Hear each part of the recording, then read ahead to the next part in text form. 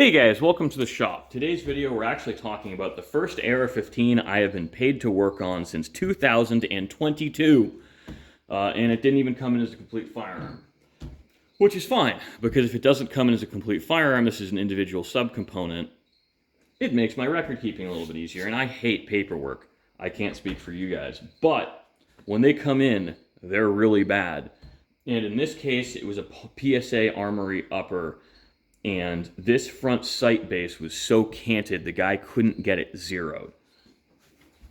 And if we look on it here, not to put too fine a point on things, but he and I had to beat the crap out of this base, front sight base. And it looks like Stevie Wonder chewed on it, or it looks like a dog chewed on it. And that's because whoever installed this probably drove those in with a 5-pound hammer.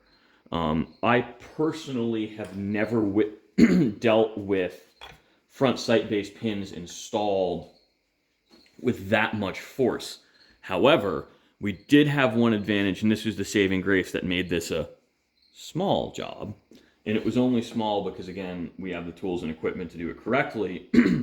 These pins weren't reamed to full depth. So all I had to do to fix the front sight base was, get the pins out, which was a job in and of itself, but I was able to tap the front sight base with a laser bore sighter in place. I do this on AKs too if I work on them.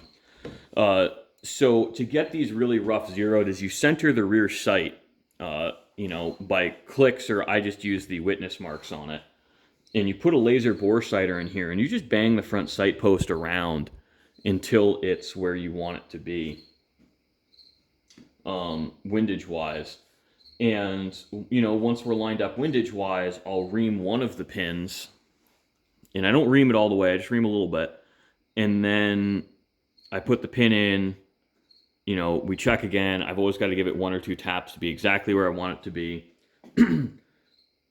Drive that pin in a little bit more, and then you ream the rear. So it's a little bit of a finesse thing. I can explain it all day long, but until you've got a feel for getting the reamer cutting the way you want it to without knocking this loose, it's pretty tricky.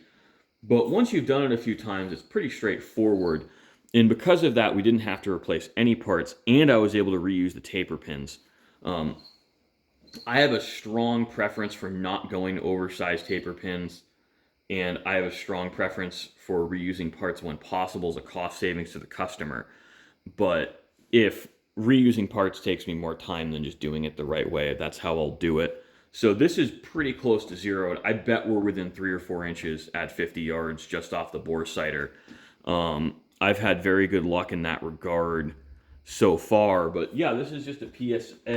It's got the FN chrome lined hammer forged barrel. It's got the Carpenter 158 bolt. It is Carpenter 158, magnetic particle inspected, and it's a Parkerized bolt. I do have a little bit of a preference to Parkerizing bolts, and I'm guessing this is a 70-75 charging handle. It could be 60-61. I did tease the customer, and I will continue to tease him about this, on an otherwise very good quality upper using an NC Star carry handle rear sight. You can lead a horse to water, but you can't make him drink. And I'm not a huge carry handle gang guy, so I'm not an expert on what's good and what isn't. I would say that this is probably a pretty decent quality upper receiver, or up carry handle. So, I'm not going to talk too much crap on them, because I've actually heard the NC Star ones are really good. I just like to make fun of people who use NC Star parts. Same thing with like Leaper's UTG, because they actually do have some good parts on it. But looking at the, I think it's the Brunton bump, the shell deflector. This hasn't been shot a lot. I would say he probably has 100 or 200 rounds through it at the most. Because we also don't have any discoloration on the gas tube. I don't work on AR-15s a lot, but I own 4 of them myself. Do I own 4 of them? I've actually lost count, because I've bought and sold quite a few over the years, because you buy one and you're like, this doesn't really do it for me.